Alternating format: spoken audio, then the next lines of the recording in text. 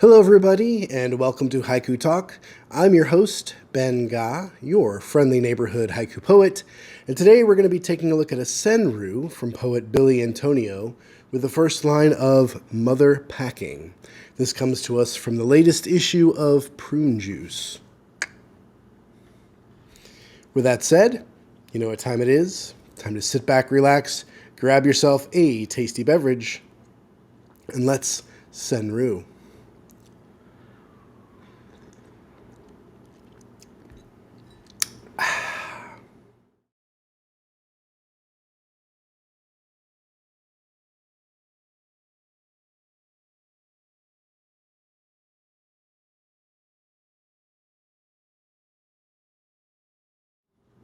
Welcome back, everybody. It's good to be with you again for another episode of Haiku Talk, and it's good to be with you for Senryu Talk, I guess I should say. It's been a while since we've done a Senryu, and this one I was reading through Prune Juice today, which is a wonderful journal that specializes in Senryu as well as some other forms, but it specializes in Senryu over the haiku. And this one just was a delight. It just popped out there. It was nice, fun, and just a really great piece. The poem goes like this. Mother packing, his paper airplane takes flight. Mother packing, his paper airplane takes flight. Just delightful.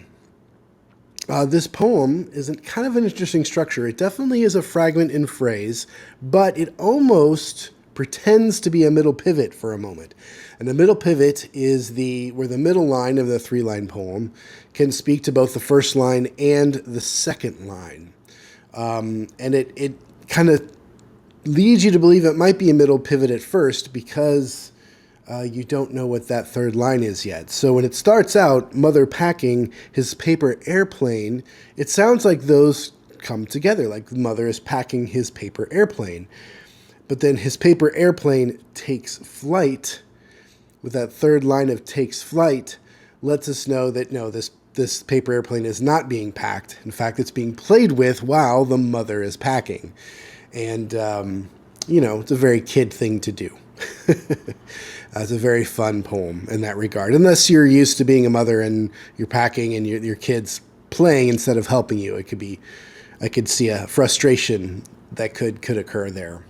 But it is kind of a delightful, playful kid poem.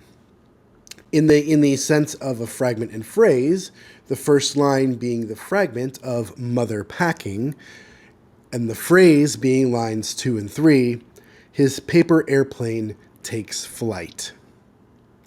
So that sort of blending of the formats of how it's constructed also plays into the quirky nature of the poem and the playfulness of the poem. Because I was almost expecting that his paper airplane was going to be a pivot between 1 and 3, but it's not. That third line kicks in and gives us the full scene. So let's take a look at this line by line and break it down, see how it works. So it starts with the first line of Mother packing. Mother packing. Okay, this is straightforward. We know what's happening, and we know that there's a relationship that's being established, that there's a mother figure here, which means that there's likely a reason why you're calling out a mother. So there's likely going to be some relation to this mother in the poem, although we don't know quite yet who or how or why or what that is.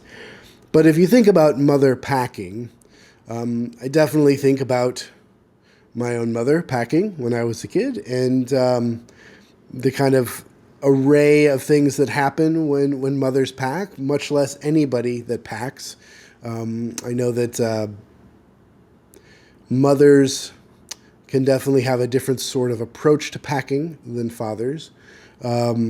Mother in my family was more apt to make sure that everybody brought what they needed, whereas the packing my father would generally do is packing everything in the car.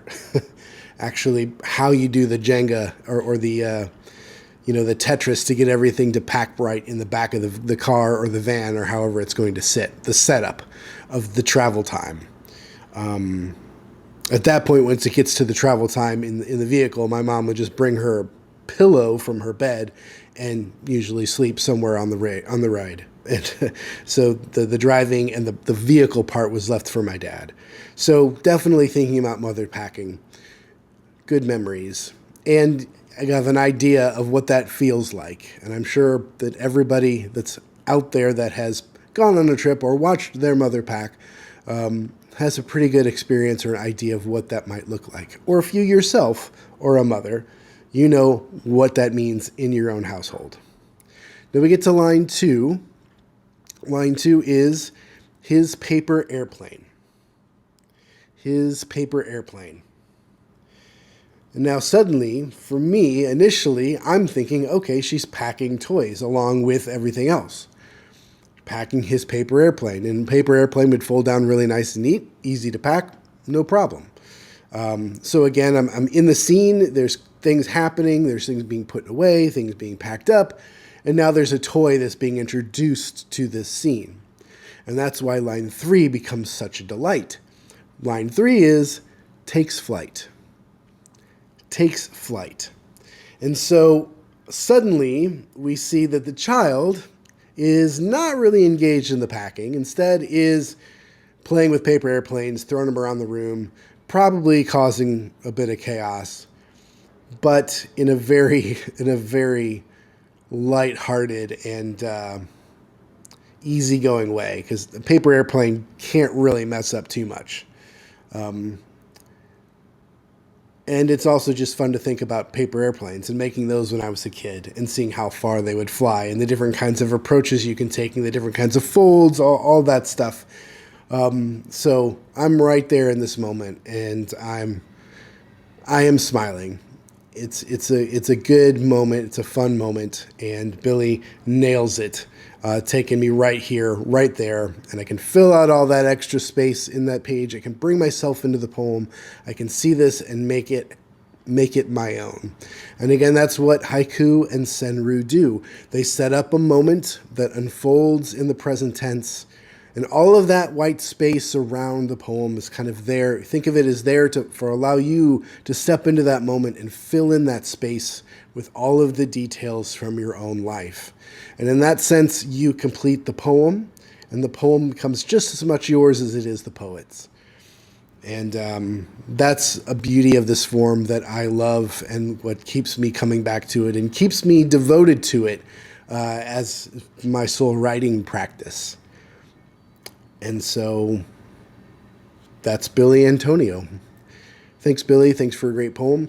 And thank you for tuning in for another episode.